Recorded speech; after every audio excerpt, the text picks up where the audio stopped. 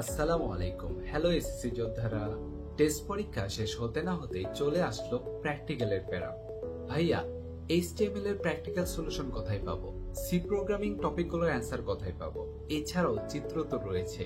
HSC ICT প্র্যাকটিক্যালের সকল সমাধান নিয়ে আইসিটি বিদ্যা তোমাদের জন্য নিয়ে এসেছে এইচএসসি আইসিটি প্র্যাকটিক্যাল সলিউশন, যেখানে তোমরা পেয়ে যাচ্ছ এইচএসসি আইসিটি প্র্যাকটিক্যালের যতগুলো টপিক রয়েছে প্রত্যেকটা টপিকের নির্ভুল সমাধান। আমি যদি তোমাদেরকে বলি এইচটিএমএল এর যতগুলো টপিক রয়েছে, ফরম্যাটিং ট্যাগ, প্যারাগ্রাফ, হেডিং ট্যাগের ব্যবহার, কালার, বিন্যাসের ব্যবহার, web page, bullet, everything HTML related যত টপিক রয়েছে, নট অনলি দ্যাট, তোমাদের সি প্রোগ্রাম রিলেটেড যত টপিক রয়েছে, input output statement, conditional statement, loop statement, ঠিক আছে, প্রত্যেকটা টপিকের অ্যান্সার তোমরা আমাদের এই প্র্যাকটিক্যালে পেয়ে যাবে। শুধু এটাই নয়, এই প্রত্যেকটা প্র্যাকটিক্যালে যে ইমেজগুলো রয়েছে সেই ইমেজগুলো তোমরা 56 নাম্বার পেজে পেয়ে যাবে আমাদের এই পিডিএফ এর মধ্যে, যেখানে তোমরা এই ইমেজগুলো প্রিন্ট আউট করে তোমাদের প্র্যাকটিক্যাল খাতায় লাগিয়ে দিতে পারবে। সো আমাদের প্র্যাকটিক্যালের প্রত্যেকটার অ্যান্সার যেমন পাচ্ছ, তোমরা সাথে সাথে ইমেজটাও পেয়ে যাচ্ছ।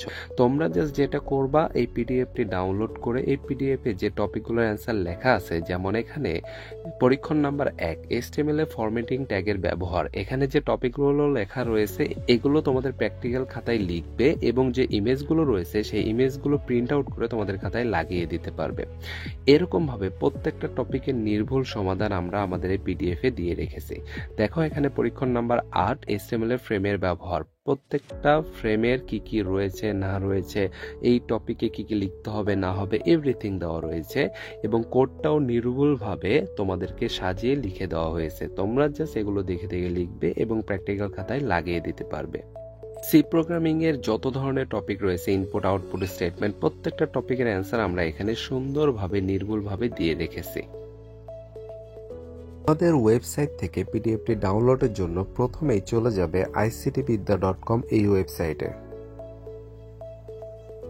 ওয়েবসাইটে প্রবেশের পর মেনু অপশন থেকে পিডিএফ নোটসে চলে যাবে। এখানে গেলে তোমরা আমাদের পিডিএফ প্রোডাক্টটি দেখতে পারবে। এই প্রোডাক্টের মধ্যে প্রবেশ করবে। পিডিএফ প্রোডাক্টের মধ্যে প্রবেশ করে একটু নিচে আসলেই তোমরা এই প্রোডাক্ট সম্পর্কিত ডিটেলস দেখতে পারবে এবং একটু নিচে স্ক্রল ডাউন করলে আমাদের পিডিএফ এর ডেমোগুলো তোমরা এখানে দেখতে পারবে ইমেজ আকারে। নিচে আসলে দেখবে অ্যাড টু কার্ট বাটন আছে, এই বাটনে প্রেস করবে। প্রেস করার পর ভিউ কার্ট অপশন চলে আসবে, ভিউ কার্ট অপশনে প্রেস করবে। ভিউ কার্ট অপশনে প্রেস করলে তোমরা এখানে পিডিএফ এর মূল্য এবং কোয়ান্টিটি দেখতে পারবে। এরপরে একটু নিচে স্ক্রল ডাউন করলে process to check out option পেয়ে যাবে, এই বাটনে প্রেস করবে। প্রেস করার পর তোমার সামনে একটা ফর্ম দিবে। এই ফর্মে কিছু বেসিক ইনফরমেশন তোমরা ফিল আপ করবে, যেমন ফার্স্ট নেমের জায়গায় তোমার নাম দিবে, লাস্ট নেমের জায়গায় তোমার লাস্ট নামটা দিবে এবং মোবাইল নাম্বারের জায়গায় অবশ্যই 0 ব্যতীত অর্থাৎ 1 থেকে শুরু করে তোমার মোবাইল নাম্বারটি ইনপুট করবে। এরপরে নিচে ইমেল অ্যাড্রেস দিবে, তোমার এইচএসসি ব্যাচ, কলেজ নাম এবং এইচএসসি গ্রুপ এগুলো ইনপুট করবে। তারপর একটু নিচে আসলেই অ্যাকাউন্ট ইউজার নেম দেখতে পারবে, এখানে তোমার একটি ইউজার নেম দিয়ে দিবে এবং নিচে এসে তোমার যে কোনো একটি পাসওয়ার্ড তুমি এখানে দিতে পারো। এরপরে নিচে আসলে পেমেন্ট অপশন দেখতে পারবে বিকাশ, বিকাশটি সিলেক্ট করে এখানে বিকাশের ডিটেলস দেওয়া আছে, এই নাম্বারে তোমরা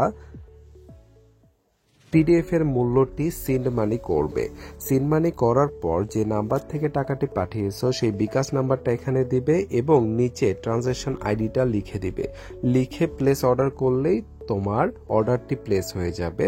পরবর্তীতে আমরা অর্ডারটি চেক আউট করে তোমার অর্ডারটি কনফার্ম করে দেব। কনফার্ম করলে তোমরা আমাদের ওয়েবসাইটে এসে লগ ইন করলেই, এই লগ ইন অপশন থেকে লগ ইন করলেই ড্যাশবোর্ডের ডাউনলোড অপশন থেকে পিডিএফটি ডাউনলোড করতে পারবে। সো দেরি কেন?